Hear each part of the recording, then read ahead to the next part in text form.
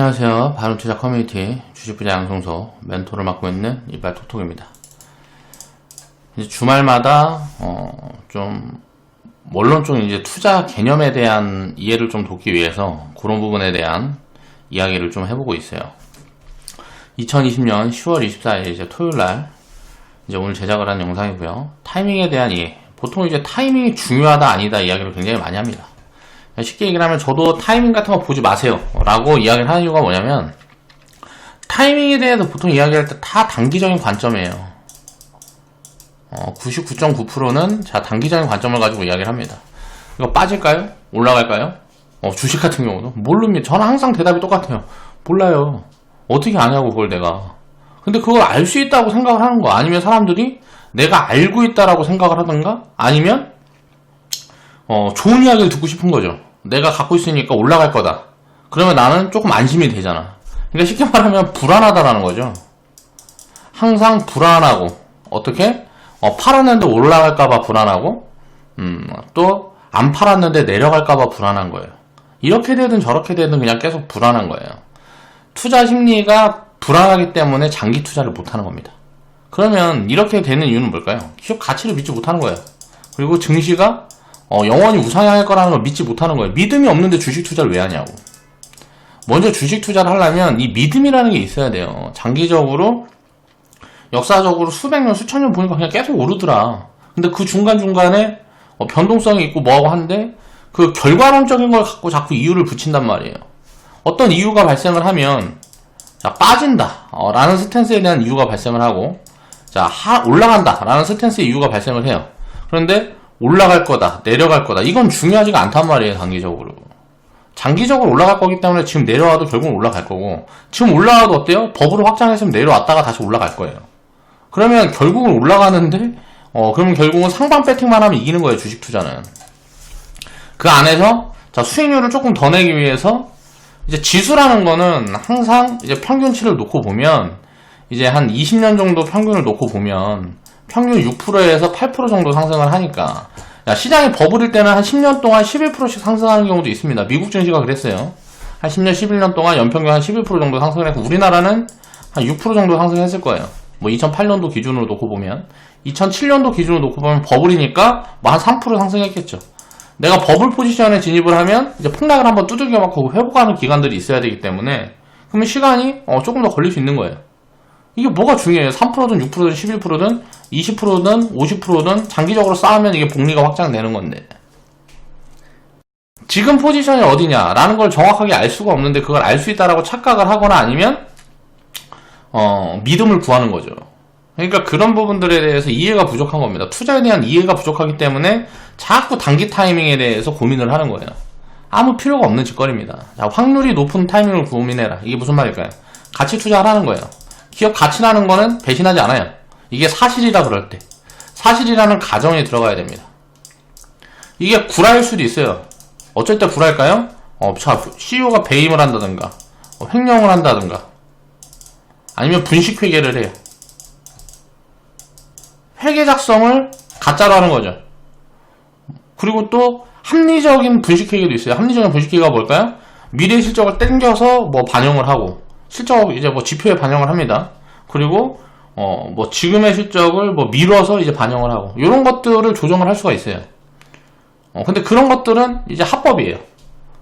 왜 그런 것들이 발생을 할까요? 자, 이제 이 뭐 손실 충당금이니 뭐 여러 가지 이 얘기들이 굉장히 많잖아요. 이건 굉장히 복잡한 부분들인데, 다 합리적으로 이제 회계 기준을 정하기 위한 계속 노력이라고 생각을 하면 되죠. 그렇게 금융시장은 계속 발전해 나가고 있는 거예요. 자, 이 타이밍에 대해서는 장기 타이밍은 맞출 수 있습니다. 100% 맞출 수 있어요. 0.1%에서 한 1% 정도의 미스는 있을 수 있어요. 이 가정은 뭐냐면 지구 멸망. 인간들이 다 죽고 지구가 멸망하는데 금융시장이 존재할 수가 없겠죠. 또 국가 측면에서 보면 국가 멸망. 국가가 멸망하면, 근데 이제 증시는 이제 뭐 폭등합니다. 국가가 망해도 증시는 폭등해. 왜? 화폐 가치가 그만큼 빠르게 떨어지는 거기 때문에 자산 가치는 올라가는 거예요. 그래서 국가 멸망은 증시랑 사실 별로 상관이 없고 지구가 멸망하면 어떻게 될까요? 금융시장은 붕괴가 되겠죠. 그 확률이 뭐 0.1%에서 1% 정도는 있겠죠. 그러니까 지구 멸망의 경우 말고는 뭐 아니면은 뭐 전쟁이 난다. 그래도 전쟁이 나면 어떻게 될까요? 한국에. 그러면 이제 우리나라 기업들이 갖고 있는 해외 사업부는 다 살아있을 거 아니에요. 우리나라에 전쟁이 나는 거니까. 우리나라에 있는 생산시설만 다 작살날 거 아니에요. 그럼 그 남은 거 가지고 어떻게 회복을 하겠죠. 기업들은. 그럼 기업은 안 망해요. 국가는 망해도. 국가보다 안전한 게 기업이라는 걸 이해를 해야 되는 거예요. 그 믿음으로 주식 투자를 하는 겁니다. 그러니까 예를 들어 내가 뭐 주식 투자를 안 하고 있으면, 우리나라 부동산만 다 갖고 있으면, 우리나라 해가 하나 떨어져 버리면 다 죽어버릴 거 아니에요. 그렇죠? 건물 뭐 다 초토화나고 뭐하고 하면 그거 어떻게 보상할 거야? 보상 못하지 뭐. 근데 주식 같은 경우는 자산이 전 세계로 분산이 돼 있으니까 그 분산의 개념 때문에 안전한 거예요. 투자를 하면서 이제 해외 투자도 같이 하는 사람들은 어때요? 뭐 이제 대박이 나겠죠. 우리나라에 전쟁이 나게 되면. 그러니까 이렇게 굉장히 어떻게 보면 냉정하기도 한 거고, 이 자산 시장에 내가 자본을 안 갖고 있다라는 거는, 자산을 내가 금융자산을 안 갖고 있다라는 거는 정말 위험한 겁니다. 주식 투자를 안 하는 게 하는 것보다 훨씬 위험하다라는 걸 이해를 해야 돼요. 단기적인 변동성이라는 건 중요한 부분들이 아니에요. 그 부분에 대한 이야기를 해볼게요. 알 수 없는 단기 타이밍을 맞추려고 하니까 주식 투자에 실패를 하는 겁니다. 장기 타이밍. 주식 시장은 장기적으로 오를 수밖에 없다는 걸 이해를 하게 되면 이거는 주식 투자를 안 할 이유가 없어요. 근데 이제 하는데 그 과정이 어떻게 되느냐인데, 보통 이제 거기다 배팅을 하는 거죠. 그러니까 망가지는 겁니다. 화폐 가치 하락. 화폐 가치라는 게 영원히 떨어질 수밖에 없는 이유가 뭘까요? 부채가 막 많아지면 어떻게 될까요? 그럼 금리를 올려요. 그럴 때만 단기적으로 화폐 가치가 올라가요. 자산 가격이 떨어지겠죠. 근데 이제 그런 것들은 단기적인 노이즈고, 장기적으로 연결해놓고 봤을 때 화폐 가치 하락은 지속될 수밖에 없단 말이에요. 왜? 계속 이제 유통량을 풀고 경제 확장을 계속 시켜야 되기 때문에 이게 그렇게 될 수밖에 없는 거예요. 화폐 가치는 계속 떨어질 수밖에 없는 거예요. 야, 임금도 오르고 물가도 오르고, 다만 임금이 물가보다 덜 오르고, 물가가 자산 가치들이 올라가는 것보다 물가가 덜 오르고. 그러니까 이제 자산을 갖고 있는 사람들이 항상 부자의 반열에 들어서 있는 거예요. 그걸 이해를 해야 된다는 거예요. 경제구조의 기본적인 부분들을 이해를 해야 돼요. 자, 과거부터 우리가 한번 보겠습니다. 이라크 전쟁이 있었어요, 과거에. 자, 이라크 전쟁이 있을 때, 이때 대통령이 미국 누구였는지 기억이 안 나. 부시였나? 아닌데. 정확하게 제가 그건 모르겠어서. 아무튼 이라크 전쟁을 하겠다고 미리 발표합니다. 자, 이때는 어떤 얘기들이 많이 있었을까요? 야, 이거 전쟁을 할 거다. 아니야. 전쟁 안 하고 합의를 할 거야. 별로인 이야기들이 많았겠죠.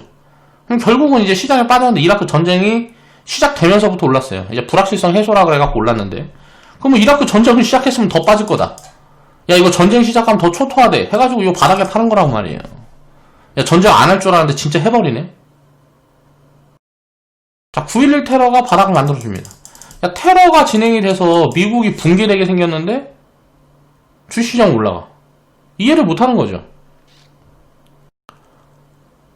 그러니까 이런 것들에 대한 노이즈 요인이 발생을 하게 되면 그걸 생각을 하고 미리 파는 물량들이 생겨요. 근데 이제 문제가 뭘까요?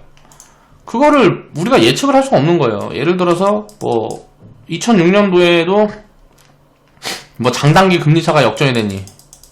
막 이야기를 했어요. 장단기 금리차가 역전이 되면 폭락이 올 거다 어쩌고저쩌고 막 했어요. 근데 시장은 버블로 가네. 장단기 금리차가 역전이 돼도 폭락이 올 때도 있어요. 이걸 알 수가 없는 거예요. 그러니까 동전 던지기 앞뒷면 같은 거란 말이에요. 그 동전 던져서 앞뒷면을 맞춰서 거기다가 내가 돈을 배팅하려고 그러니까 이길 수가 없는 거죠. 예를 들어 동전 던지기를 계속 한다고 생각을 해보세요. 100원을 이제 예를 들어 1000만원을 갖고 시작했어요. 앞을 맞춰요. 그럼 2000이 됩니다. 예를 들어서 또 뒤를 했는데 뒷면이 나올 거라 해서 4000이 돼요. 그런데 또 이제 앞면이 나올 거라 배팅을 했는데 이게 안 나오고 뒷면이 나왔어. 그럼 4000만원의 깡통이 돼요. 이 원리예요. 몰빵에 대한 이제 깡통의 원리가. 여기에다 이제 깡통의 가능성을 더 높입니다. 어떻게 해요? 부채를 써서. 자, 내가 이제 기업이 상장 폐지가 돼야 내가 망하는데 몰빵을 해서 이제 부채를 예를 30% 쓰면 주가가 70% 빠지면 망하는 거예요. 자, 부채를 50% 쓰면 주가가 50% 빠지면 망하는 거예요. 자, 이렇게 깡통이 나는 거예요. 이것만 안 하면 되겠죠. 신용 안 쓰고, 자, 여유자금으로 주식 투자를 하고, 신용을 진짜 쓴다 그러면 그 부채를 내가 감당할 수 있는지를 체크를 해야 되는 거예요. 주식 수익으로 내가 부채를 탕감하겠다는 생각을 하는 게 아니고 정말 좋은 기회가 왔다라고 생각하면 자, 장기 포지션을 취해놓고 내가 이제 노동 수입으로 그 부채를 메운다라든가 주식 투자 수익 가지고 그 부채를 메운다라고 생각을 하면 이건 오류에 빠지는 거란 말이에요. 언젠간 망하게 돼 있어요. 언젠가는. 그게 뭐 1년 후일 수도 있고 2년 후일 수도 있고 언젠가는. 저는 그런 사람도 봤어요. 옵션 투자를 해서 12년 동안 뭐 자산을 어마어마하게 불렸습니다. 몰라, 그 사람 말이니까 이게 사실인지 모르겠지만 이게 일단 수십억 이상은 만든 건 확실한 것 같아요. 근데 자기 말로는 뭐 수천억이라고 뭐 그렇게 들은 것 같은데 3시간 만에 깡통 난 사람도 봤어요. 자, 수억 가지고 수천억을 만드는데 그렇게 리스크 크게 운용을 했기 때문에 그게 가능한 거죠. 그렇게 자산을 키울 수가 있었던 거예요. 근데 이제 그 수천억에 이제 수조를 만들겠다고 배팅을 하니까 어떻게 돼요? 깡통 나는 거지. 그런 부류들을 굉장히 많이 봤어요. 그러니까 결국은 이게 욕심이 한번 끼게 되면 그거 중간에 이제 절제를 하고 관리를 한다는 거는 지금은 굉장히 투기로 접근을 해서 나중엔 투자를 하겠다? 이게 합리적이지가 않다라는 거죠. 그런 부분들을 항상 생각을 해야 되고. 리먼 사태 같은 경우도 마찬가지예요. 리먼 사태. 자, 부동산이 터졌어요, 미국에서. 야, 이거 미국에서 부동산이 터질 때 은행이 망했단 말이에요. 리먼 브라더스라는 은행이 망했어요. 자, 이건 뭔 말이에요? 국가에서 이 은행이 망하도록 냅뒀단 말이에요. 근데 이번에 코로나 때처럼 이때 리먼이 안 망하게 국가에서 재정 지원 해주고 뭐하고 해갖고 얘를 살려놨으면 어떻게 됐을까요? 리먼 폭락은 안 나왔어요. 이건 결과론적인 걸 보는 거예요, 우리가. 미국 부동산 버블이 꺼지면서 리먼 사태가 만들어졌다. 근데 부동산 버블이 꺼져도 은행이 살아있다 그러면 그게 회복이 되는 거예요. 그러니까 그때는 이런 경험들이 없어서 재정 지원이 지금처럼 빠르게 진행이 안 됐던 거죠. 망할 기업들 다 망한 다음에 이제 움직였단 말이에요. 그러면 지금처럼 이제 미국에서 재정 지원이 그때 그게 있으니까 안 망하게끔 버티게끔 한다. 그럼 좀비 기업을 늘리는 거잖아요. 그럼 뭐예요? 리먼 사태 이후에는 망할 애들 빨리빨리 다 망했으니까 경제 회복이 굉장히 빨라지면서 2008년도 이후에 미국 증시가 10년 동안 화랑이 온 거예요. 근데 지금 어때요? 재정 풀어서 좀비 기업들 다 살려주고 있죠. 그럼 어떻게 될까요, 이게 나중에? 성장의 둔화가 되겠죠. 다 앞뒷면이라는 게 있는 거란 말이에요. 근데 이걸 어떻게 하냐고. 그때 국가에서 돈을 풀어갖고 예를 들어 리먼 은행을 리먼 브라더스라는 리먼이라는 은행을 살려줄지 어쩔 줄 어떻게, 그거 살려줬으면 어떻게 했을까요? 그냥 박스권 횡보하고 갔을 거예요. 이런 폭락은 없었을 거라고요. 이건 다 결과론적인 거라는 거죠. 환율 조작국 지정. 자, 중국하고 한국하고 환율 조작국으로 지정을 해가지고 환율 가지고 장난친다 해가지고 얘네가 이거는 왜 했을까요, 미국이? 한국하고 중국이 굉장히 환율 혜택을 많이 보고 그 부분에 대해서 무슨 미국에서 돈을 많이 가져간다고 생각을 하니까 그걸 좀 회수해야 되겠다 라고 제재를 가한 거죠. 자, 이걸 예측할 수 있었을까요? 우리나라에서 중국에서 그렇게 욕심을 부리지 않았다 그러면 미국이 이걸 안 했을까? 욕심을 부렸다 그래서 무조건 한 걸까? 이런 것도 여러 가지 요인들을 보면 될 수도 있고 아닐 수도 있었던 거예요. 지나놓고 보면 결과론적인 부분들이란 말이에요. 환율 조작국 지정 이런 거 나오고 하면서 유럽 리스크가 같이 터졌습니다. 그 당시에 유럽 리스크 와서 야, 이거 리먼 사태 때 폭락했던 1000포인트까지 빠질 거야. 요 밑에서 그런 얘기도 많이 해요. 근데 결과는 어때요? 안 빠졌어요. 그냥 그렇게 지나가는 거란 말이에요. 영국 브렉시트 왔을 때도 마찬가지야. 야, 이거 큰일 났다. 유로존 붕괴된다. 그래서 이거 또 1000포인트까지 빠질 거야. 안 빠져. 미중 무역 분쟁. 저는 계속 그렇게 얘기했습니다. 미중 무역 분쟁 이거는 미국이랑 중국이랑 다 손해보는 건데 할 이유가 없다. 왜 하는지 모르겠다. 그래서 요거는 이렇게 진행이 되지 않을 가능성이, 중간에 이제 타협이 될 가능성이 굉장히 높아 보인다.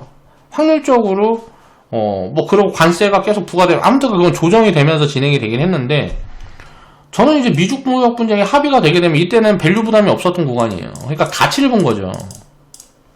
2600포인트도 밸류 부담이 없었던 구간이, 그 당시에 우리나라가 2018년도에 돈을 145조를 벌었어요. 그러면 이거는 가치 산출을 해보면 대충 2900포인트, 3000포인트까지 가야 된단 말이에요. 그러니까 밸류 부담이 없는 구간에서 현금을 많이 만드는 게 리스크했던 거예요. 자, 결과론적으로는 빠졌지만 만약에 미중무역 분쟁이라는 노이즈가 경제까지 이렇게 침범을 하지 않았다 그러면 어떻게 돼요? 당연히 시장은 그냥 뻗었겠죠. 지금도 이제 결과론적으로 보면 이게 잘한 걸까요? 미중무역 분쟁이라는 게? 그냥 정치 노름이란 말이에요. 결국 미국이랑 중국이 전 세계에서 가장 많이 손해를 봤어요. 미중 무역 분쟁으로 인해서. 다른 주변국들은 굉장히 이득을 많이 봤습니다. 우리나라도 마찬가지예요. 이때 당시에 뭐 미중 무역 분쟁 확산해내면 우리나라는 양국의 수출 비중이 높으니까 어쩌고저쩌고. 근데 이득을 굉장히 많이 봤어요. 일본 수출 규제 때도 마찬가지예요. 그런 것들은 근데 이제 일본 수출 규제 때 우리나라 반도체 한 개도 못 만든다. 일본에 소재 안 주면. 결국은 어때요? 피해를 누가 많이 봤어요? 일본에 있는 소재 기업들이 굉장히 피해를 많이 봤단 말이에요. 이런 것들을 예측을 할 수가 없다는 거죠. 근데 예측할 수 있다라고 착각을 합니다, 사람들이. 그러다 보니까 시장의 변동성이 이렇게 커지는 건데, 그런 변동성에 대해서 예측을 할 수 없는데 맞출 수 있다라고 착각을 하는 거예요. 코로나 때도 마찬가지예요. 야, 2008년도에 보면 쌍바닥을 만들고 갔다. 여기에서 반등이 나온 척 하다가 이제 쌍바닥을 만들고 갔다. 자, 이번에도 쌍바닥을 만들 거니까 여기서 다 팔아. 바닥에서 다 팔래. 미친놈들이지. 쌍바닥 만들고 가면 어쩔 건데 그냥 갖고 있으면 되잖아요. 만약에 이거, 그러니까 쌍바닥 안 오면 골 때리는 상황이 오는 건데, 그때 쌍바닥 온다고? 바닥에서 다 파는 거야. 밑에 더 싸게 산다고. 그러니까 그런 미친 짓들만 안 하면 주식들은 실패를 할 리가 없어요. 자, 우리 회원분들은 뭐 계좌 갖다 증명을 해줍니다. 난 미중 무역 분쟁 합의 가능성에 베팅을 했습니다. 폭락 두들겨 맞았죠. 그래서 망했어요. 그래서 망했냐고요? 아니잖아요. 예측이 틀려서 시장은 폭락을 했어요. 그리고 회복이 되니까 수익은 쌓였습니다. 그리고 코로나 폭락은 없을 거라고 예측을 했어요. 왜? 신종 플루 때가 훨씬 더 크고, 뭐 과거에도 보면 이때는 경제 봉쇄라는 걸 안 했거든요. 이걸 안 했어요. 또 갑자기 경제 봉쇄를 하네. 그러면서 글로벌리 생산량이 다 셧다운에 들어가 버렸어요. 그러니까 경제가 뒤로 돌아서는 거죠. 자, 이 부분을 예측을 못한 거죠. 정부에서 경제 봉쇄를 할지 어떻게 알았어? 그럼 앞으로 코로나 같은 리스크가 또 오면, 이런 질병이 또 돌면 또 경제 봉쇄를 할까요? 이번에 경제 봉쇄에서 여기에서 있었던 이 타격 부분들이 나중에 이제 다 결과치로 나올 거란 말이에요. 그때 경제 봉쇄를 하지 말았어야 된다. 그때 갖고 손해가 얼마고 어쩌고저쩌고 이런 것들이 다 분석이 되겠죠. 그럼 나중에는 어떻게 될까요? 이런 질병들이 또 돌았을 때 대처를 다른 부분으로 하겠죠. 근데 또 모르죠. 또 경제 봉쇄하면 그때 또 이런 노이즈가 또 나올 수도 있는 거고. 그걸 어떻게 아냐 이거예요. 이제 미래의 코로나가 이제 새로운 코로나가 또 나온다 그래도 모르는 거예요. 시장이 지금처럼 이렇게 될지 모르는 거란 말이에요. 근데 그때 되면 어떻게 돼요? 코로나에 대한 기억이 있으니까 사람들이 어떻게 될까요? 야, 또 경제 봉쇄할 거야. 그럼 빠질 거니까 미리 팔아. 또 그때 가서 이딴 소리 하고 있다고. 자, 2008년도 리먼 사태를 경험하니까 사람들이 어때요? 야, 이때 쌍바닥 만들었으니까 이번에도 쌍바닥 만들 거야. 자, 쌍바닥 안 와요.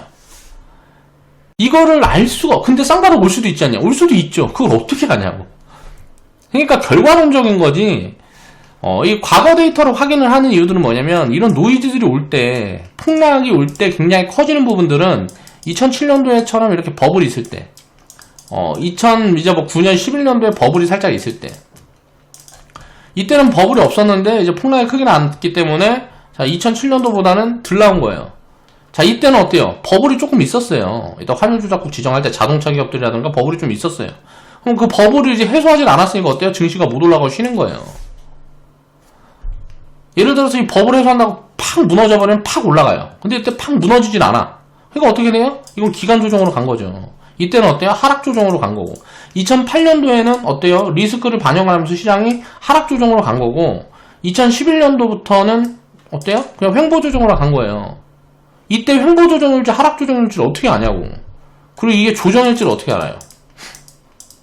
유럽에서 이런 여러 가지 노이즈 요인들이 나왔는데, 그런 부분들이 뭐 우리가 생각했던 거랑 별반 뭐 그게 없이 그냥 좋아져 버려. 그러면 그냥 갈 수도 있는 거죠. 그거를 알 수가 없는 거죠. 이건 다 과거 데이터를 가지고 이야기를 하는 거란 말이에요. 자, 코로나, 우리는 주식 100%로 다 뚜겨 맞았어요. 코로나 폭락이고 미중 무역 분쟁이고. 회원분들 지금 수익률 보면 다 40% 이상 돼 있을 거예요.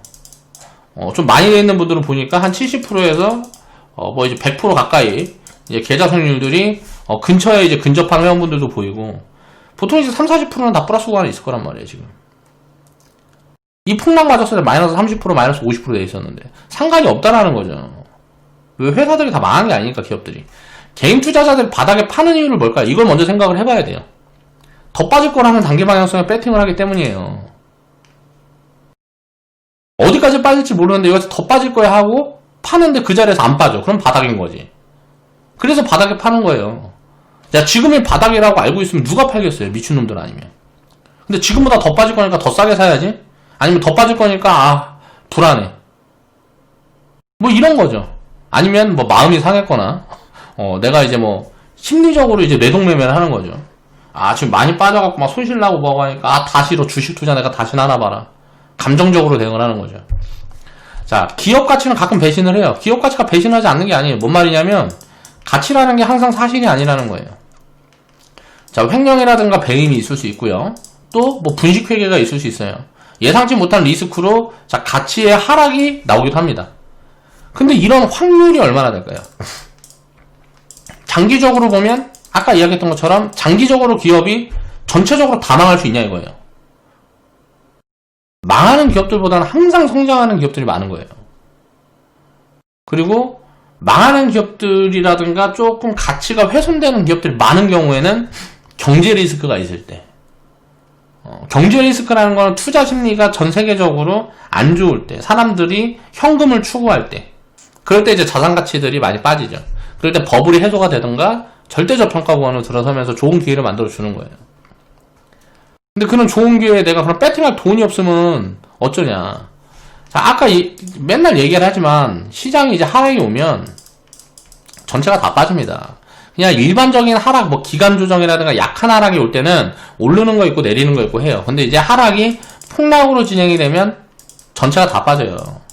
일단 도망가자 라는 심리가 작용을 하는 거예요. 근데 올라올 때는 자, 이때 올라올 때도 있고 이때 올라올 때도 있고 올라오는 방향성이 다 달라요.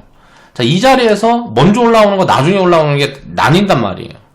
그럼 포트폴리오를 분산을 하면 요거 팔아서 요거 사고 요거 팔아서 요거 사고 요거 팔아서 요거, 이런 포지션이 만들어져요. 포지션이. 그래서 폭락이라는 거는 내가 주식을 100% 들고 있어도 폭락을 두들겨 맞은 다음에는 장기적으로 수익률은 확대되는 포지션이에요. 내가 주식을 100% 갖고 있다 그래도. 자, 이 가치 판단이라는 것만 할 수 있다 그러면. 자, 기존에 이제 코로나 폭락 후에 주도 섹터가 뭐였어요? 코로나 폭락 후에 이번 사례를 놓고 이야기를 해보자고요. 코로나 폭락 후에 주도 섹터가 뭐였어요? 먼저 올라온 게 뭐예요? 2차전지, 언택트, 헬스케어 중에 뭐 바이오 기업들, 뭐 코로나 테마부터 해서 얘네들이 먼저 올라왔어요. 그쵸? 그러나 이때 못 올라가던 게 뭐예요? 가치주, 기존 금융, 뭐 철강, 뭐 등등. 얘네들이 어때요? 지금 이제 올라오잖아요. 얘네들은 어때요? 뭘로 온줄라스가 빠지고, 얘네들 덜어서, 자, 이 비중 채우면 어때요? 효율이 좋은 거잖아요. 그럼 이게 파동의 시작이에요. 아직 시작도 안 된 거라고, 폭락된 다음에 이런 파동들이 올 때는. 자, 이런 포지션 우리 취했어요? 안 취했어요? 회원분들한테, 이런 거 급등 나오는 것도 분할 매도 다 했잖아요. 분할 매도해서 뭐 사요? 이런 거 사잖아요. 못 올라온 것들 막 담아가잖아요. 그래서 걔네들도 수익을 주고 하잖아. 이런 게 이제 리밸런싱 포지션이죠. 이런 기회는 그냥 조금만 시장을 살피면 다 이제 체크를 할 수 있는 부분들이에요. 물론 어렵다는 사람들도 있는데 제 기준에 저는 어렵지 않더라고. 그냥 보면 분산을 해칭하면 그뿐이에요. 이런 리스크들은 올 수 있어요. 언제든지 기업은 망할 수 있죠. 그럼 분산하면 돼요. 분산은 왜 해칭이 될까요? 오를 땐, 자, 분산하면 해칭이 되는 이유는, 자, 상승을 할 땐 이건 뭐 기본 수천 프로예요. 회원분들한테 경험 드렸죠. 우리가 갖고 있고 내가 이제 편입을 하고 했던 시점에서 1000% 이상 올라가는 거 몇 번씩 경험을 하잖아요. 계속. 그렇죠? 먹으면 수천 프로예요. 장기적으로. 근데 실패하면 상장 폐지돼봐야 100%라고. 그럼 예를 들어서 어떤 한 종목을 1000% 수익을 냈다고 가정을 해보겠습니다. 수익을 가정을 해보겠습니다. 그러면 상장 폐지가 10개가 있어야 이 수익률 하나를 따라오는 거예요. 질 수가 없는 겁니다. 분산으로 해칭하면 되는 거예요. 리스크라는 거는. 진짜 리스크는 상장 폐지 말고는 없어요. 이런 변동성, 리먼 사태니 뭐 환율 조작국, 영국 브렉시트, 코로나, 미중국, 이건 리스크가 아니에요. 이런 건 리스크가 아니라고요. 기업이 망하는 것만 리스크예요. 이거는 뭐예요 그러면? 기회예요, 기회. 이런 노이즈들은 다 기회예요. 빠졌다 올라가는 거예요. 산업의 변화가 만들어지면서 올라가는 속도만 다른 거지 전체적으로 다 올라가는 거예요. 이런 노이즈 요인들을 보면. 대중은 어때요? 그냥 작은 확률에 배팅을 하는 거예요. 쇼 포지션을 굉장히 많이 취하는 거죠. 단기 매매가 다 쇼 포지션이잖아요. 수익은 짧게 먹고 손실은 크게 키우고, 또 하방에다 막 배팅을 하고 조정이 올 것 같고 노이즈 요인이 있고 뭐하고 하면 더 사야 되는데 하방에다 배팅을 하는 거죠. 야, 지금 이만큼 빠졌는데 예를 들어서 바닥이 여기라고 가정을 해보겠습니다. 근데 지금 요만큼 빠졌는데 여기도 요만큼 더 빠질 거라 여기서 막 팔아요. 예? 손절이라 그러죠. 사야 되는데 남들이 손절할 때 사야 되는데 거기서 막 팔아. 나중에는 여기가 있을 건데 나중에는 여기가 있는데 야 여기에서 이제 이거 손절하고 있는 거야. 이거 빨리 손절해야지. 야 3% 손실 났어. 야 10% 손실 났어. 빨리 손절해 빨리. 나중에는 여기가 있을 건데 나중에는 이제 100만원 가 있을 건데 이제 뭐 10만원에서 7만원 됐다고 7만원에서 5만원 됐다고 손절하게 바쁜 거죠. 야 이게 3만원 되면 야 씨 다행이다. 야, 이거 사. 여기서 이제 3만원에서 33,000원 되면 야 10% 수익 봐서 팔아. 미친 짓거리를 하고 있는 거예요. 자, 전부 이런 미친 짓거리를 하고 있으니까 개인 투자자는 어때요? 수익을 낼 수가 없는 겁니다. 망할 위험에 벌벌 떨고 당기 하락에 벌벌 떨고요. 수익이 나도 벌벌 떱니다. 수익이 나다가 조금 빠질까봐. 예를 들어 지금 내가 어떤 종목을 사는데 50% 수익 중이야. 야 여기에서 이제 뭐 한 30% 빠지면은 야 이거 30% 빠지면 어떡하지? 일단 이거 챙겨. 근데 알고 보니까 이게 나중에 500% 가 있네. 맨날 이 짓거리 하는 거예요. 그러니까 이게 수익은 짧게 먹고 손실은 크게 키우는 거죠. 손실은 왜 크게 키울까요? 손실이 날 때는. 손실이 나면. 자, 손절은 중요하다고 이야기하는 사람들의 논리는 뭐냐면, 손실이 나는 구간에, 손실이 나고 있는 구간이죠. 이건 손실 확정이 아니에요. 팔아야 확정인 거지. 야, 여기에서 3%인데, 이게 마이너스 30% 빠질 거야. 그러면, 요때라도 끊어야 돼. 자, 마이너스 30% 들고 있다. 그럼, 이제 이 사람들 뭐예요? 약 올립니다. 야, 내가 그때 손절하라 그랬잖아. 그럼 지금이라도 손절해야 되냐? 그럼 또 얘기를 못해요. 왜? 이거 예를 들어 손절했는데 여기서 올라가면 어떡해? 그러니까 그걸 알 수 없으니까 얘기를 못하는 거예요. 물어보면 어떻게 아냐고 그거를 그 변동성을. 야 여기에서 마이너스 50% 나면 야 봐봐 내가 그때 손절하라 그랬지. 마이너스 30%라도 자르라 그랬잖아. 지금 마이너스 50%인데 야 지금 너무 많이 빠져서 버텨야지 뭐. 근데 마이너스 70% 나면 야 니가 그때 버티라서 버텨서 나 망했잖아. 서로 지랄들 하고 있는 거예요. 가끔 유튜브 댓글로도 그런 이야기를 많이 올라옵니다. 막 이제 처음 영상 보고 야 뭘 갖고 있는데 이거 올라갈까요? 이거 내려갈까요? 그걸 내가 어떻게 알아요? 모른다니까요. 제가 수익 인증 뭐 올려드리고 뭐하고 하는 거는 야, 수익이 너무 과하게 났다. 수익 좀 어느 정도 챙기고 보유하자. 뭐 그런 관점이에요. 손실이 나면 언젠가 올라오겠지. 갖고 계세요. 이런 개념이에요. 노이즈가 있고 뭐하고 하면 주식 투자를 했는데 무슨 뭐 3일 후에 어떻게 될 건지 하루 후에 어떻게 될 건지. 가끔 제가 이제 야 이거 좋은 포지션인 것 같은데 어떤 기회 요인을 발견을 했어요. 그래서 요런 거 사서 이제 빠지면 어떻게 대응하고 올라가면 어떻게 대응하고 뭐 이렇게 하면 될 것 같습니다 라고 이야기를 해요. 근데 사니까 올라. 이야 막 찬양을 합니다 회원분들이. 야 뭔가 있는 것 같다. 톡톡이 너 뭔가 있는 것 같아. 네가 얘기하면 그냥 올라가네. 야, 시장이 좋아서 그런 거예요. 모르니까 이렇게 보이는 거라. 그러면 이 찬양하는 사람들의 심리를 이용하는 전문가들이 굉장히 많죠.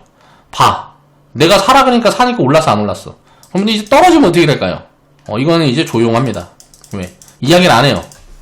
이 실패 사례에 대해서 이야기를 하고 뭐하고 하면 나한테 불신이 생길까봐 하는 불안감에. 그러면 이제 올라가는 것만 갖고 이야기를 하죠. 저는 달라요. 우리가 지금 빠져있는 종목들을 보유하고 있는 것들을 왜 제가 유튜브 영상으로 코멘트를 안 드리고 뭐하고 할까요? 우린 더 사야 되는데 왜 공개적으로 그걸 얘기를 하냐고. 그런 것들을 이해를 해야죠. 그러니까 주식 투자라는 거는, 그리고 제가 이제 많이 올라가고 뭐하고 했을 때는 이제 영상을 자꾸 올리고 하는 이유들 중에 하나는 뭐냐면, 내가 생각하는 그런 포지션에 대해서 회원분들한테 제가 커버하고 있는 종목 수가 굉장히 많아요. 수백 종목. 거의 한 2,000 몇백 개 종목을, 계속 공부를 합니다. 그리고 그 중에 우리가 보유하고 있는 종목도 조금씩 공부를 더 해요. 그리고 그 산업 흐름이라든가 공부를 해서 그 모든 내용들을 이제 뭐 채팅 리딩이라든가 이런 걸로 제가 회원분들한테 전달을 해드릴 수 없으니까 유튜브 방송을 하는 겁니다. 다른 분들, 우리 회원분들 아니더라도 와서 보면 도움이 될 만한 내용들이 있다 그러면 좋은 거고. 그러니까 종목에 대한 코멘트들을 일일이 다 드릴 수가 없으니까 수익 인증 해주시는 회원분들 그런 것들 이제 데이터 정리해가지고 자, 요 섹터에 대한 이야기라든가 어떤 뭐 테마에 대한 이야기라든가 기업 가치에 대한 이야기라든가 이런 것들을 제가 가진 스탠스를 이야기를 하는 거예요. 그게 맞다라는 게 아니고 그런 것들에 대한 이제 어떤 이해관계를 조금 높이고 뭐하고 하게 되면 이해도가 높아지고 뭐하고 하면 시각이 바뀌거든요. 내가 알던 거에서 모르던 것들을 하나하나 알게 되면 조금씩 시각이 바뀌는 거죠. 야 지분 가치가 뭐야?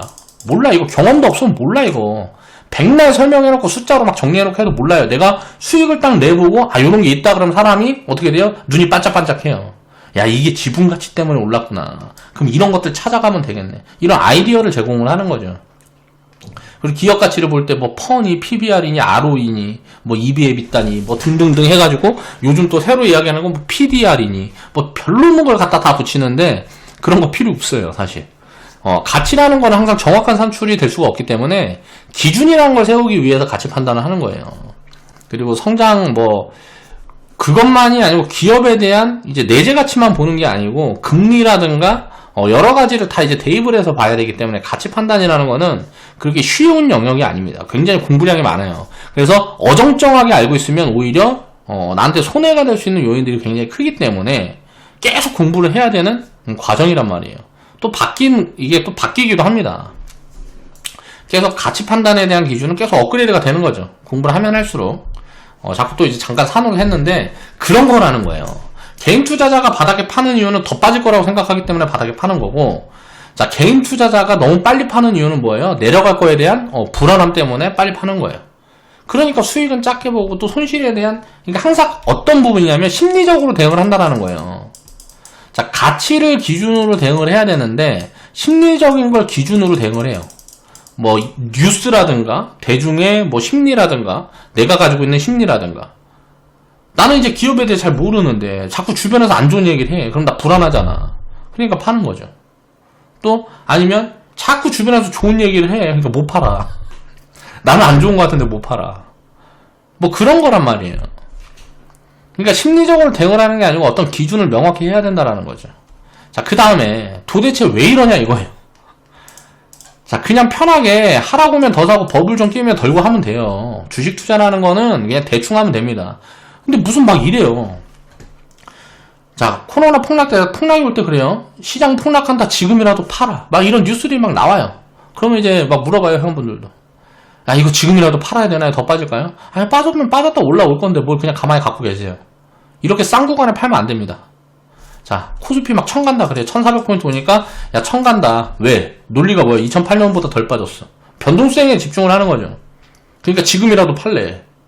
생바닥이라도 팔래. 이때가 바닥인 건 어떻게 알아요? 지나고 보니까 아는 거예요. 1000까지 빠졌을지 어떻게 알아요? 모르는 거죠. 1000까지 빠졌다 올라왔을 수도 있잖아요. 그걸 어떻게 알아?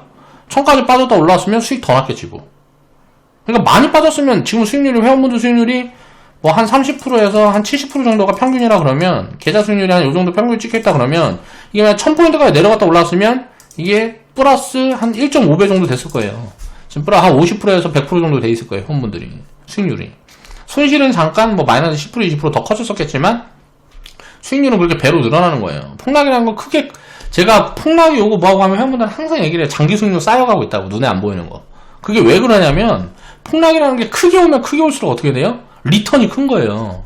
그 바닥에서의 리턴이 굉장히 크다고요. 그러니까 그런 것들을 이해를 해야 되는데 아무리 말로 해봐야 이해를 못하죠. 그 다음에 이제 반등이 좀 들어오니까 이제 이런 얘기 합니다. 야, 쌍바닥 만들 거야. 이게 바로 올라가는 경우는 없어. 그러니까 빨리 팔고 다시 사면 돼. 지금 이제 손실을 좀 회복하려고 그러면 빠지는 동안 손실을 회복했기 때문에 살짝 반등이 왔을 때 저항 구간에서 조금 분할 이제 매도를 해놓고 내려오면 다시 사면 되니까 내려오면 살 수 있는 비중을 만들어. 개소리예요, 개소리. 회원분들도 계속 이런 얘기를 해요. 제가 뭐라 그랬어, 올라갈 때. 가만히 두고 있어라. 그러면 마친 거예요? 아니에요. 당연히 하락할 수도 있지. 조정 오면 제가 뭐라 그랬어요? 조정 오면? 리밸런스 포지션 봐주면 된다고요. 그럼 조정이 안 오는데 어떡해. 조정이 안 올 수도 있잖아요. 그럼 조정이 안 오면 이 자리 역사적으로 다시는 안 올 자리도 있을 수도 있단 말이에요. 이 뭐 1400포인트, 1900포인트는 영원히 안 올 수도 있는 자리란 말이야, 앞으로. 근데 이 자리에서 어떻게 팔아요? 지금 엄청 싼데. 제가 이제 매도 이야기들을 슬슬 하기 시작했던 부분들이, 현금 조금씩 만들었던 부분들이 6월달부터예요. 이때부터는 이제 밸류에 대한, 자, 기업들이 진짜 타격을 좀 봤어요. 그래서 기업 가치가 좀 다운사이드들이 많이 나왔는데 밸류에 대한 부담이 생기기 시작했습니다. 2000포인트 넘어가면서부터는. 지금은 또 아니에요. 지금 2000포인트는 많이 싸요. 왜? 기간이 그만큼 지났기 때문에 그 기간 동안 기업들이 벌어들인 돈이 있어요. 그게 재무적으로 쌓였겠죠. 그래서 그런 거예요. 그러니까 장기적으로 가면 계속 올라가는 겁니다. 기업 가치, 시장 가치는. 잠깐 다운사이드가 왔다고 회복하고 계속 올라가는 거예요. 그런 것들 이해를, 이때 이제 현금 7% 이야기를 했고, 뭐 하루 만에 7%또 폭락 나왔을 때 또 마탱이 감면 되지. 사람들이 그런 얘기, 이제 회원분들이 그런 얘기해요. 뭐 7%, 코스닥 7%가 빠진 날이 있었어요. 6월달에도. 그러니까 한 달 동안 쌓았던 수익을 다 날렸대. 야, 어떻게, 그게 무슨 말이야 도대체. 한 달 동안 쌓은 수익을 다 날렸다는 거야. 하루 만에 한 달 동안 쌓인 수익이 다 날라갔대. 아니, 수익을 확정을 안 해놨는데 그게 무슨 수익이에요. 그리고 지나고 나서 이제 7월달 되니까 어때요? 그런 말이 다 들어갔어요. 7월달부터는 이제 우리가 현금을 27%까지 이제 늘려본 구간이 이제 밸류 부담이 확실하게 있다. 이때 당시에 10%에서 15% 정도 밸류 부담이 있다. 근데 또 이제 3개월이 지났잖아요, 지금. 7월달부터. 7월달부터 3개월이 지났기 때문에 또 지금은 이제 밸류 부담이, 자, 그 당시에는 똑같은 지수위치, 비슷한 지수위치인데 지금은 이제 밸류 부담이 한 5%에서 한 10%밖에 안 되는 거예요. 그럼 지금 주식을 사야 되는데 노이즈율이 있다 보니까 저도 욕심이 생기는 거죠. 회원분들한테 야, 우리 12월 이후에 사자. 12월 뭐 중순 이후에 사자. 라고 코멘트를 드리고 있는 거고.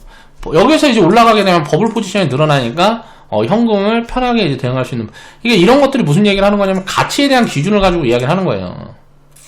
근데 가치에 대한 기준이 아니고 시장 변동성에 갖고 자꾸 얘기를 하잖아요. 시장 폭락하니까 지금이라도 팔아. 그리고 나서 뭐 며칠 폭락 나오니까 야, 나 맞췄어. 봐봐, 내 말 맞지?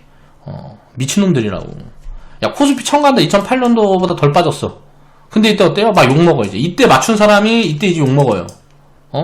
1000포인트 간다 그랬는데 너 때문에 1400포인트에 다 팔았는데 어떻게 할 거야? 뭘 어떻게 해? 투자는 본인의 책임인 거지. 야, 쌍바닥 만들 거야. 빨리 팔고 다시 사. 그러면 팔고 다시 사 해갖고 현금을 조금 만들었으면 그나마 다행이야.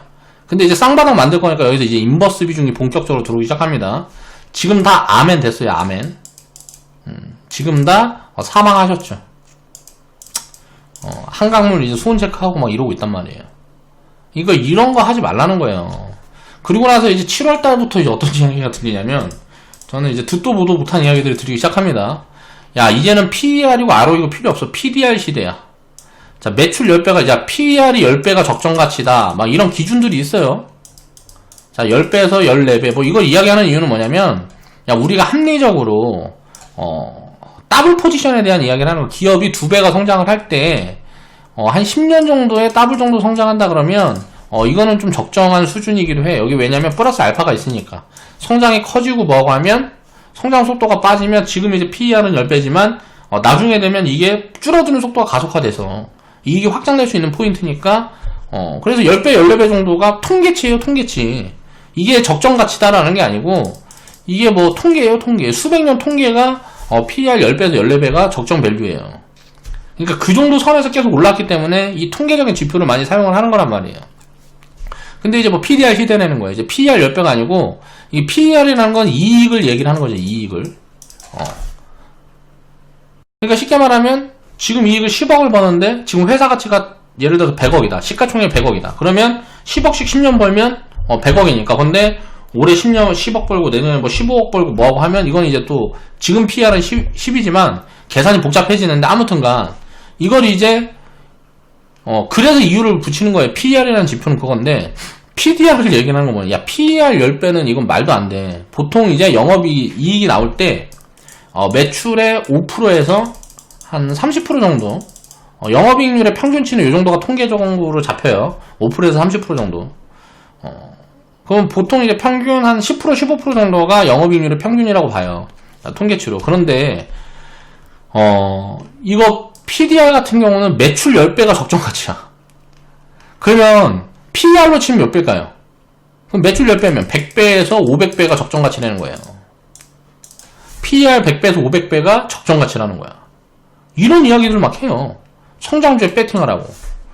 이거는 그러면서 뭐 이제 기술주에 대해서 이제 노래 부르기 시작하죠. 그러니까 이런 것들이 대중의 시각을 이걸 보면 이게 말이 되는 합리적인 기준인가를 생각을 해보면 돼요. 말도 안 되는 소리라는 거예요. 그리고 지금 최근에는 어때요?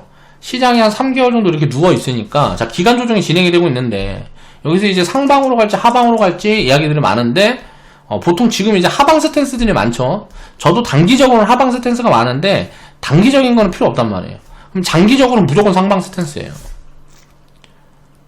그러니까 지금 이제 하방이 와도 결국 올라갈 거라는 거죠. 그래서 안 빠질 수도 있단 말이에요. 그러니까 그건 이제 12월까지 확인을 해봐. 근데 이제 12월 달까지는 노이즈 요인들이 많기 때문에 급격하게 올라가기가 좀 수급 이슈에 대한 부분들 때문에 좀 힘들다 정도의 스탠스를 갖고 있는 건데, 결국 12월 지나고 내년부터는 올라갈 가능성이 높다라고 보고 있고요. 갑자기 올해 만약에 예상이랑 틀리게 올라가 버리면 이제 내년 밸류까지 반영을 해놓은 거라서 내년에는 별로 재미가 없겠죠. 자, 그러면 결국은 이제 올라갈 건데, 지금 올라가냐 나중에 올라가냐 차이라는 거예요. 근데 사람들은 지금 무슨 얘기를 하고 있냐? 야, 바이든이 이긴다? 야, 풍력 섹터 사면 돼. 야, 바이든이 뭐 발표한 정책 보면 대박이야. 요쪽이 앞으로 미래의 주도 섹터가 될 거야. 저도 동의해요. 근데 지금 당장은 너무 비싼 것 같아서 못 사겠어요. 결국은 살 거예요. 전 이건 동의해. 이제 5년, 10년 지나면 이게 무조건 된다.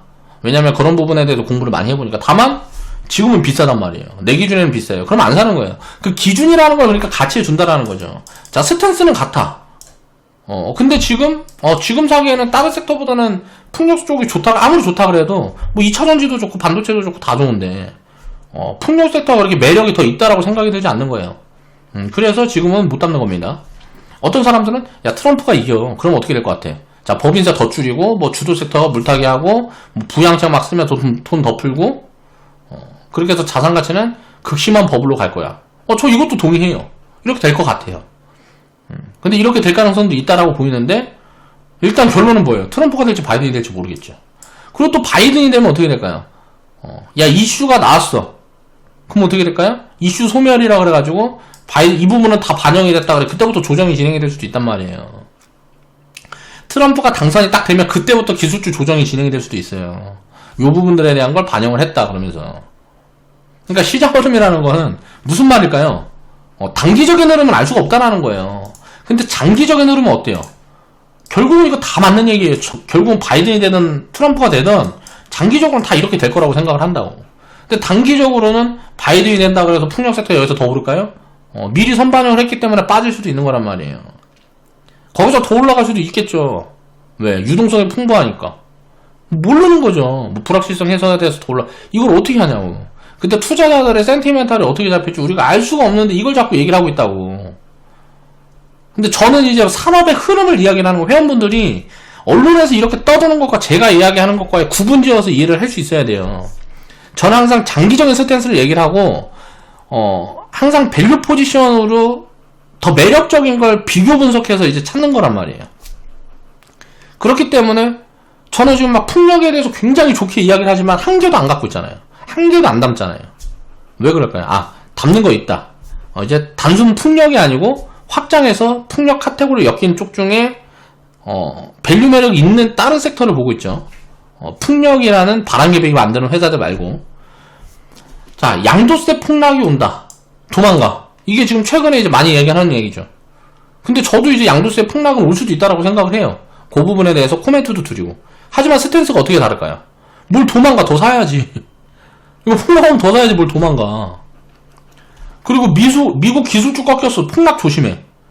기술주 꺾이면 기술주 사야죠. 기술주 꺾이면 기술주 사야지, 밸류 매력 생기면.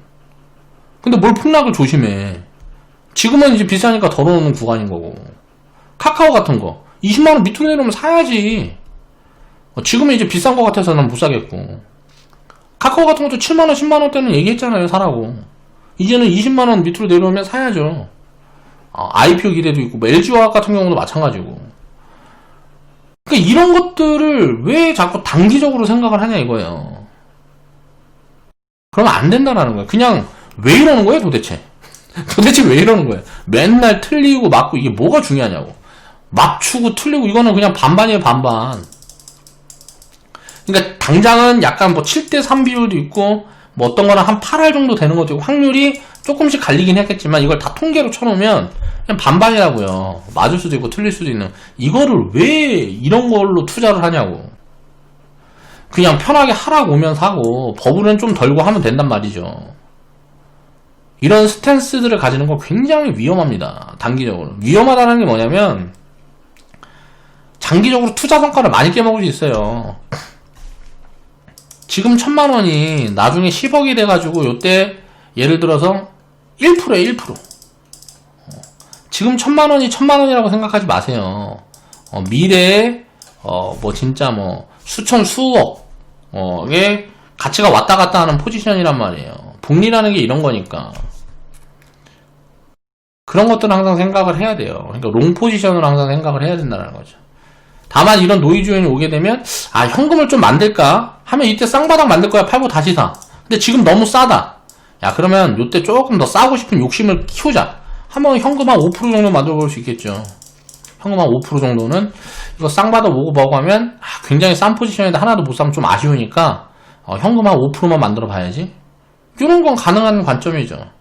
근데 이거 뭐 이제 쌍바닥 만들 거니까 90% 팔아, 주식 10%만 갖고 있어. 야, 인버스 배팅이. 야, 다 미친 소리라는 거예요. 그런 거 하지 말라는 거예요. 단기적인 관점에 모든 걸 쏟지 마세요. 단기적인 관점에 몰빵하지 말란 말이에요. 결과가 좋을 수가 없습니다. 여기서 보이던 것처럼 뭐예요? 자, 미중 무역 분쟁 합의 가능성에 배팅을 했어요. 자, 이거 틀렸습니다. 자, 폭락을 두들겨 맞았어요. 망했어요? 아니에요. 수익 많이 냈습니다. 지금 회원분들 수익률 비교해보세요. 그 유명 뭐 펀드랑 비교 한번 해보세요. 그럼 아웃퍼폼, 유명 펀드들보다 아웃퍼폼 한 20%에서 30% 이상 쌓여 있습니다. 투자 기간 동안에 비교해보면. 저는 다 이거 체크하고 말씀을 드리는 거예요. 자, 코로나로 폭락 두들겨 맞았어요. 주식 100%로. 그래갖고 어떻게 됐어요? 아웃퍼폼 수익률 엄청나게 쌓았습니다. 이때 대응에 미스가 있다 그래갖고 큰일 나는 게 아니에요. 폭락을 두려워하지 말란 말이에요. 근데 계속 그 폭락에 대한 기억이 남아있어요. 그때 마이너스 30% 마이너스 50% 갔을 때 그때 진짜 뭐 심리적으로 힘들었는데 그런 거 다시는 경험 안 하고 싶은데 그거는 경험이 부족한 거예요. 그런 인내를 또 해봐야 돼요. 자꾸. 그러다 보면 그냥 자산은 그냥 많이 커져 있는 거예요.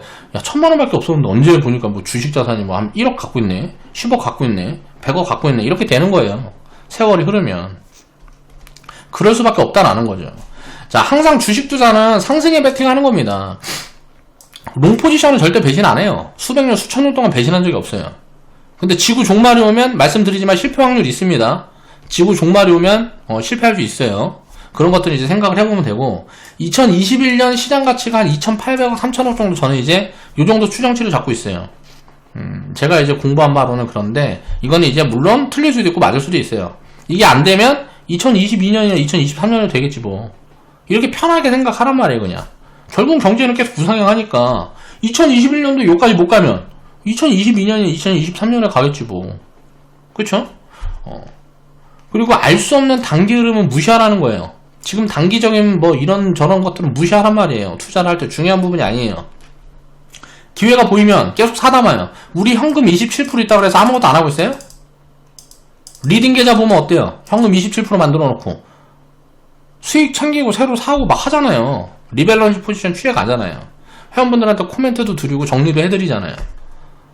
근데 현금을 유지하는 게 굉장히 어렵죠. 쉽지가 않아요. 사고 싶은 거 막 많으니까. 근데 이걸 유지하는 것도 습관을 들여보고 연습을 해야 돼요. 이런 습관을 들여놓고 연습을 하게 되면 나중에 이게 지금은 요거가 맞을 수도 있고 틀릴 수도 있는데 효율을 크게 높일 수 있는 구간들이 어쩌면 이제 운 좋게 이제 옵니다. 한 번씩 오는데 그럴 때가 아웃퍼폼 수익률이 굉장히 좀 커지는 구간들이기 때문에 장기적인 수익률에는 굉장히 도움이 될 수가 있어요. 지금처럼 양도세라든가 이런 좀 대기성으로 인해서 악재들이 불거져 있어서 지수가 쉽게 못 올라가는 그런 포인트들을 만들어주면 이건 굉장히 확률 높은 포인트거든요. 요럴 때는 현금을 어느 정도 유지해보는 게 굉장히 효율이 높다, 효율이 좋을 수 있다 라고 이제 우리가 이해를 해야 되고, 버블이 껴있으면 리밸런스 포지션을 취하는 거예요. 항상 버블이 끼게 되면 이제 좀 팔아서 줄이고, 이건 그러니까 버블이 더 커질 수도 있으니까 분할 매도 포지션을 보는 거, 이건 선택의 문제고, 그 부분에 대한 이제 시스템을 짜드는 게 이제 복리계좌니까 보통 보면 버블에 대한 통계치도 제가 갖고 있는데 한번 파동이 움직이면 거의 한 70% 이상은 버블로 가요. 70% 이상은 버블로 가요. 그래서 적정가치 항상 매도 포지션을 보게 되면 조금 더 좀 아쉬운 포지션이 많이 나와요. 그렇기 때문에 복리계좌는 시스템을 만들어 드린 거예요.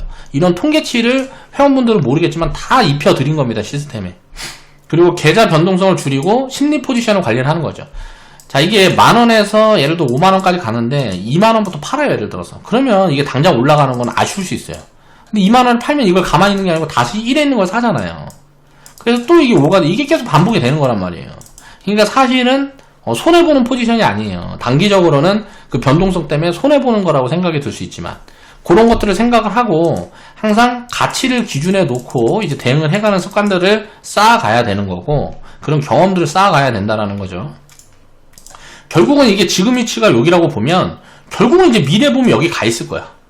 이게 2021년이든 2022년이든 언젠가 여기 가 있을 거야. 근데 여기에서 야 지금 내려갔다 올라갈까 올라갔다 내려올 이걸 갖고 싸우고 있는 거예요. 꼴값도 떨고 있는 거죠. 보면 어때요? 양도세 폭락 온다. 다 팔고 폭락 오면 다시 사. 폭락 안 오면 그럼 어떻게 할 거야? 양도세 폭락 올 거니까 지금 다 팔고 도망갔다가 폭락이 오면 다시 사래. 그럼 폭락 안 오면 어떻게 할 거냐고. 폭락 안 오면 어떻게 할 수가 없는 대응을 왜 하냐고요. 그런 거 하지 말란 말이에요. 그리고 유동자금 시작도 안 했어. 안 내려올 거야.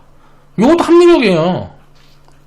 지금 보니까 신용 비율이 계속 안 좋아지다가 최근에 보니까 예탁금이 잘 안 빠져요. 빅히트 때문에 예탁금이 많이 빠질 거라고 봤는데 예탁금이 잘 안 빠져요. 그런 것들을 이제 다음 주까지 좀 체크를 해봐야 되겠지만, 그렇게 되면 생각보다 안 빠질 수 있어요. 시장은. 그러면 이제 안 내려올 거니까 인생 역전의 기회야. 지금 이제 신용 때려 박아. 이런 거는 뭐예요? 그럼 내려오면 어떻게 할 건데? 반대인 거죠. 양도세 폭락 오니까 지금 다 팔면 이거 둘 다 이상한 포지션이에요. 반대 포지션인데 어떤 게 맞고 어떤 게 틀린 게 아니란 말이에요. 폭락이 안 오면 어떻게 할 거야? 야, 이거 지금 폭락 오면 어떻게 할 건데? 이런 거를 왜 하는 거냐 이거예요. 폭락이 오든지 말든지 아무 상관없게 투자를 해야지. 야, 트럼프 당선되면 기술주 랠리 다시 시작될 거니까 아마존, 애플 다 사. 뭐 사도 돼요. 아마존하고 애플하고 사고 싶으면 사면 되지. 테슬라고. 근데 그것만 다 사면 안 되죠. 분산을 해야 된다는 얘기는 하는 거죠. 그 미래 어떻게 될지 아냐? 모르겠어요 저는. 근데 지금은 좀 비싼 것 같으니까 그냥 제 기준에 부합하지 않는 거예요. 전화하면 안 사겠는데 나랑 생각이 틀린 사람이 있을 수 있잖아요. 그럼 그 사람 사면 되지. 다만 여기에 몰빵하면 안 되는 거죠. 그 사람이 산다라는 게 잘못되는 게 아니고 몰빵하면 안 된다는 거예요. 바이든 당선되면 풍력 섹터 대박 날 거다. 이거 풍력 섹터는 바이든이 당선되든지 말든지 대박 날 거예요. 저는 그렇게 생각해요. 앞으로 5년 10년 보면. 근데 지금보다 더 싸게 살 수 있는 기회가 올 거라고 보고 있는 거죠. 근데 그게 틀리면 나중에 지금보다 더 비싸게 사면 돼요. 그냥 그렇게 생각하는 겁니다. 운이 좋아서 싸게 살 수도 있는 거고 더 비싸게 살 수도 있는 거예요. 거기에 대한 스탠스는 이제 바뀌는데 결국은 언젠간 살 거라는 거죠. 지금 근데 안 갖고 있어요. 그러니까 이게 기회라는 게 딱 지금만 있고 나중에는 없다라고 생각할 필요가 없다라는 거예요. 근데 이제 한번 기회를 잡아서 딱 편입 포지션을 좋은 구간에 봤으면 야 이거는 최대한 장기적으로 끌고 와서 많이 먹어야 되겠다는 생각을 해야 돼요. 업황이라는 게 잡혀있는 쪽은 이제 풍력 쪽은 이제 회원분들도 그렇게 생각을 했으면 좋겠고, 야 지금 금리 봐라. 성장률 계속 간다. 야 연준에서는 2년 동안 금리 안 올리겠대. 근데 여기서 이제 예외 조건을 달았단 말이에요. 물가가 어느 정도 유지되는 한에. 근데 물가가 이거 넘어가면 금리 올리겠죠. 근데 최근에 보면 어때요? 장기채 금리 슬슬 움직이고 있잖아요. 그러니까 성장주 계속 간다 그러는데 최근에는 성장주가 좀 꺾이는 거하고 가치주들이 움직이죠. 가치주 성장주 같이 사면 되잖아. 왜 성장주에만 배팅하고 가치주에만 몰빵하고 그래야 돼. 자, 가치주들 움직이지도 못하고 성장 섹터만 계속 움직일 때 우리는 어떻게 했어요? 성장 섹터만 계속 움직이니까 성장 섹터만 계속 팔았죠. 나눠서 팔다가 가치주 섹터 조금씩 이제 늘려가는 포지션들을 지금 보려고 준비를 하고 있단 말이에요. 자, 가치주 장세 시작된다. 성장주 다 팔아. 이러면 안 돼요. 가치주 장세가 시작되는데 성장주를 왜 다 팔아요? 여기에서 비중을 그동안 수익이 많이 났으니까 조금 줄여서 그걸 더 사는 거지. 왜 가치주가 올라가는데 성장주를 다 팔아요? 성장주가 지금 못 올라간다고 다 파냐고 왜? 남들이 다 파니까 싸게 살 수 있는데. 그럼 가치주가 많이 올라가고 성장주가 좀 내려오면 가치주 다시 좀 줄여가고 성장주도 좀 늘리고 해야지. 이런 것들을 이해를 해야 된다는 거예요. 그러니까 어떤 한쪽에 쏠리는 게 굉장히 안 좋다는 거예요. 야, 유럽 보니까 이탈리아 지금 다시 보니까 코로나 폭락이 처음 나왔을 때 3월 5월 달보다 지금 코로나 상황이 안 좋아. 경제봉쇄 다시 할 거야 라고 스탠스가 잡히고 있어요. 경제봉쇄가 다시 하면 폭락이 올까요? 경제봉쇄 다시 하면 폭락이 올까요? 부양책을 더 쓰겠구나. 오히려 증시는 올라갈 가능성이 높아요 지금은. 처음에 이제 그러니까 그런 것들을 이제 이상한 기억을 자꾸 하지 말란 말이에요. 뭐 유럽에서 경제봉쇄를 다시 하면 이제 또 폭락이 올 거다. 코로나 진단 뭐 그것들 뭐 이제 또 대박이 날 거다. 이런 것 기존에 갖고 있었던 생각을 가지고 시장을 바라보면 안 돼요. 항상 변합니다. 관점이라는 것도 변하고. 물론 그렇게 될 수도 있겠죠. 아닐 수도 있는데 지금 그러면 예를 들어 투자 측면에서 보면 기업에 투자하면 가치를 봐야 되는 거고. 자, 마스크 진단 기업들이 이제서 시작이야. 이거는 또 문제가 있을 수 있어요. 이렇게 운영을 하면 안 된다는 거예요. 기업의 가치를 봐야 된다는 거예요. 계속 강조를 드리는 거죠. 제가 50이라는 기업하고 웰크론이라는 기업 수익 인증 영상 올려드릴 때 이거 작살날 가능성 굉장히 높습니다. 이건 밸류상 말이 안 되는 것 같아요. 라는 코멘트도 드리면서 웰크론은 이제 조정이 좀 약할 수 있는데 50은 굉장히 많이 빠질 거예요. 그럼 이거는 어떻게 지금 보니까 그렇게 돼 있죠. 그렇게 돼 있잖아요. 그런다고 마스크 그때 제가 뭐라고 했어요? 이거는 마스크를 만들고 뭐 생산하고 뭐 하는 뭐 그런 게 붙어 있는 건데 가치 측면에서 봤을 때 굉장히 버블 포지션이었거든요. 그러면서 제가 회원분들한테 DKEND 만약에 코로나가 재확산되고 뭐하고 하면 이거 많이 올라갈 수 있고 지금 구간도 이제 밸류 부담이 없는 종목이에요. 하면서 5,000원대인가 4,000원대인가 4,000, 5,000원 구간에 이제 코멘트 드리고 추천 드렸었어요. 지금 요거 이제 또 올라와 있잖아요. 그쵸? 얘는 이제 원자재 생산업체들은 마스크 만드는 회사, 마스크 값이 떨어진다 그래서 마스크 값이 떨어지는데 이게 수요가 어떻게 될까요? 마스크가 공급 과잉이 되면 만드는 회사들이 많아지면 얘네들 단가는 떨어질 텐데 자, 원자재 단가는 떨어질까요? 수요가 폭증인데? 아니죠. 그래서 원자재 관련 기업들을 그때 이제 보니까 안 올라 있길래 추천을 드렸어요. 거꾸로 돼 있잖아요. 얘네들은 내려오고 원자재 기관이면 올라오고. 자, 이런 게 가치 판단을 통한 이제 투자 관점인 거예요. 그런 것들을 이해를 해야 된다는 거죠. 그러니까 항상 주식 투자는 상승에 배팅을 하는 건데 이걸 볼 때 가치를 기준으로 해서 상승이 너무 많이 돼 있으면 어떻게 돼요? 이거는 어느 정도 나눠 파는 거죠. 그리고 더 너무 사고 싶은 기업이 있으면 좀 팔아야지 어떻게. 주식 투자를 할 때 딱 파는 관점 그 두 개밖에 없는 거예요. 자, 그럼 뭔 말이에요? 자, 장기 타이밍에 대한 거는 타이밍을 볼 때는 항상 가치를 기준으로 보는 거예요. 자, 가치를 기준으로 보면 예를 들어서 이게 수익이 실현하는 기간이 설정이 안 된다라는 거예요. 이 가치가 반영되는 기간이 어떤 기업은 3개월 만에 테마 타고 움직일 수도 있는 거고 어떤 기업은 뭐 1개월, 3개월 만에 테마 타고 움직일 수도 있는 거고 지금 철저히 소외되다가 3년 후에 5년 후에 움직일 수도 있는 거예요. 자, 이 가치를 기준으로 놓고 봐야 되는 거죠. 그럼 이게 타이밍일까요? 결국은 올라갈 거니까 이 밑에서 이게 어떻게 됐다가 여기서 올라올지 뭐 이러고 올라올지 뭐 요렇게 올라올지 뭐 이렇게 했다가 이렇게 올라올지 결국은 여기에다 배팅하는 거잖아요. 요거는 무시하고 가는 거죠. 자, 이래서 이게 이제 타이밍이 아닌 거예요. 장기 포지션을 취해야 된다는 거죠. 보통 이제 타이밍을 이야기하는 거는 단기 포지션이에요. 지금 올라갈 거야, 내려갈 거야. 이거는 항상 5대5란 말이에요. 근데 지금은 조금 이제 내려갈 확률이 높다 라고 보여질 때는 여기에 대해서 조금 비중을 설정해 볼 수 있는 거죠. 다만 장기적으로 자, 상방에다가 배팅을 해놓고 상방은 뭐예요? 주식 비중. 버블이 진짜 극심할 때가 아니라 그러면 주식 비중을 50% 미만으로 갖고 가면 안 돼요. 항상 50%는 베이스로 깔고 가는 거고 이것도 버블이 진짜 심해야 이제 50%고 주식 비중은 왜냐하면 버블이 진짜 시장 버블이 엄청 심하다 그래도 그때도 저평가 섹터는 계속 있거든요. 한 번 20년 30년 동안 저평가 섹터가 한 번도 없었던 적은 없어요. 그렇기 때문에 정말 시장에 버블이 많이 껴있어도 버블이 있는 것들만 피하다 보니까 살 수 있는 게 많이 없는 거예요. 그래서 주식 비중이 이렇게 낮아지는 거고 주식 비중을 항상 끌고 가야 되는 거예요. 그리고 나서 여기에서 현금을 조금씩 섞어 가든지 말하든지 현금을 조금 섞어 갈지 말지에 대한 포지션 대응을 해야 되는데 요것도 가치를 기준으로 둬야 되는 거죠. 그러니까 타이밍이라고 단기적인 움직임 보통 이제 변동성을 예측하는 행위를 타이밍이라 그래요. 이 변동성을 예측하는 행위를 하면 안 돼요.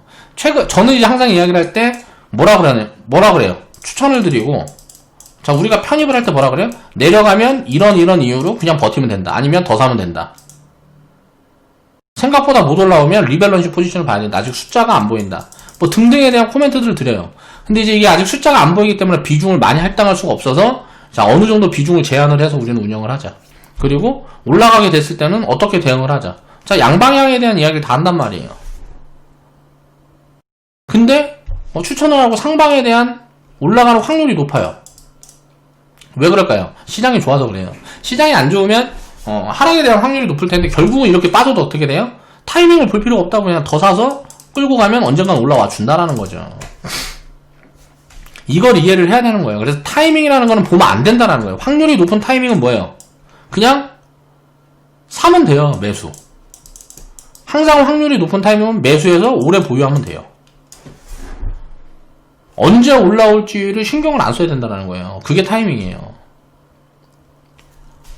아까 이야기했던 것처럼 풍력 놓고 얘기를 해보겠습니다. 지금 이제 위치가 이제 한 10년 후에 여기 있다라고 가정해보고요. 10년 후에 이 정도 있을 거다 라고 가정을 해보고, 지금 위치가 예를 들어서 여기면 이게 내려갔다가 이렇게 해서 이렇게 올라갈지, 아니면 여기에서 그냥 올라가고 이렇게 갈지, 뭐 이렇게 횡보했다가 올라갈지, 이거를 알 수가 없어요. 그렇죠? 이걸 알 수가 없단 말이에요. 그럼 내가 어디서 살 거냐? 그게 이제 타이밍이잖아요. 그러면 이거를 어디서 살 거냐? 같이. 자, 일단 10년 후까지 보유할 거야. 근데 어디서 살 거냐? 밸류를 생각을 해서, 이거는 한 저평가 정도, 이 성장 밸류를 얼마를 봐야 되고, 지금 자산 밸류를 얼마를 보면, 어디서부터 편입하는 게 좋고, 어느 정도 가격대에 오면 사면 좋고, 어느 정도 가격대에서는, 조금 기다렸다 사는 게 유리할 것 같다.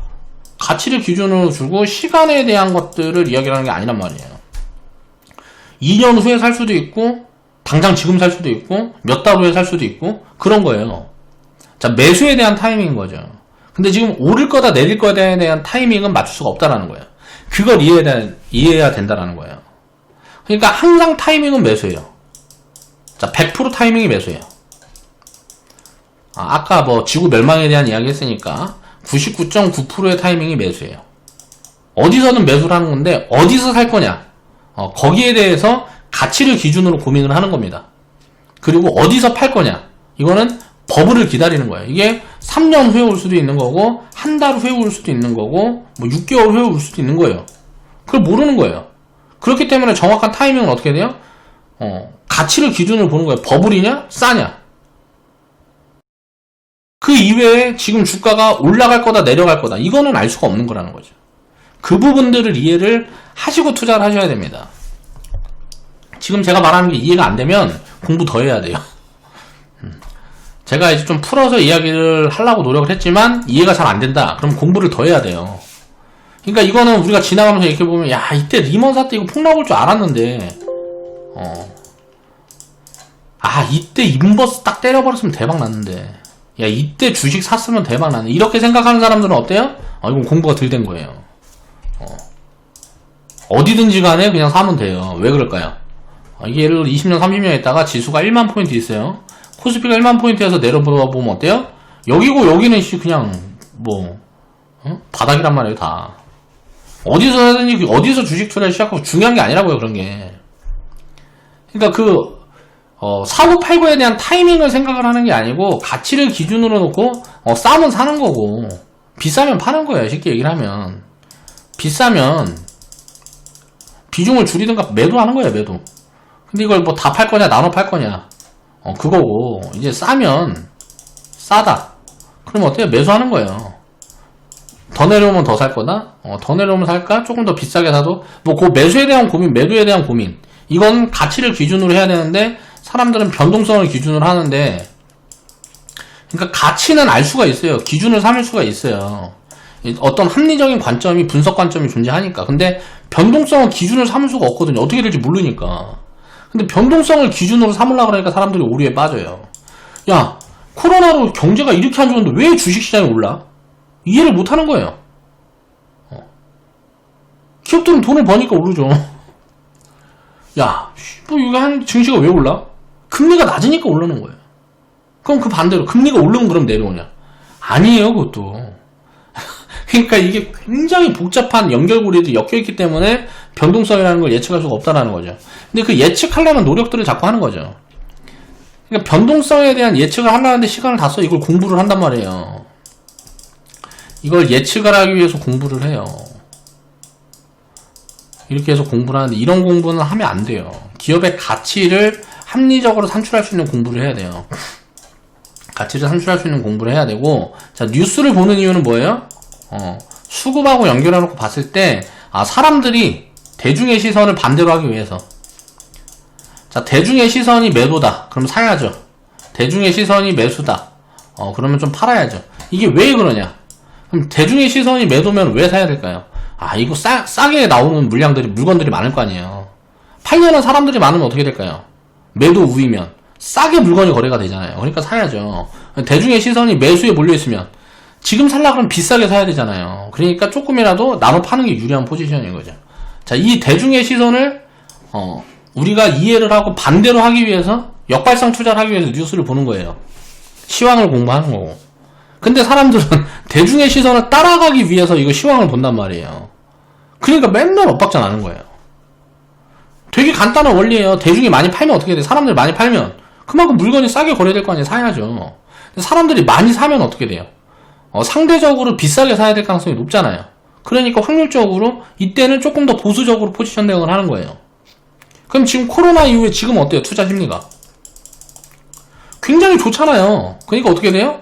현금 비중을 조금 운영하는 거예요. 비싼 거예요, 생각보다. 근데 조금씩 센티가 이게 떨어지는 흐름들이 보이죠. 뭐 양도세니 미국 대선이 어쩌고저쩌고 하면서 그런 것도 뉴스로 막 나오잖아요. 빅히트가 뭐 상장에 실패해서 거기 물린 개미들 다 죽었니 뭐 이런 얘기들 나오잖아요, 이제 뉴스에. 센티가 조금씩 악화되고 있는 거예요. 이 악화되는 게 이제 주가로 확인이 되면 주가 빠지겠죠. 그러면 빨리빨리 사야지. 이렇게 생각을 하는 거야. 조금 더 사고 덜 사고 뭐 요 부분에 대한 고민을 하는 거고, 조금 더 팔고 덜 팔고 요 부분에 대한 고민을 항상 해나가면서 그냥 보유 포지션을 계속 유지하고 장기적으로 가는 거란 말이에요. 그러니까 이런 타이밍들이 별로 중요하지 않다라는 거죠. 근데 그걸 중요하게 생각하기 때문에 사람들은, 투자자들은 오류에 빠지는 겁니다. 이 변동성에 대한 타이밍에 대해서 아무 필요도 없다 라는 걸 이해하는 순간 그 사람은 고수의 반열에 올라요. 실패가 불가능한 투자를 할 수 있습니다. 그런 부분들까지 좀 빨리빨리 이제 올라오셨으면 좋겠어요. 경험들을 쌓아가면서 이해를 조금씩 높여가면서. 자, 오늘 방송 마무리하겠습니다.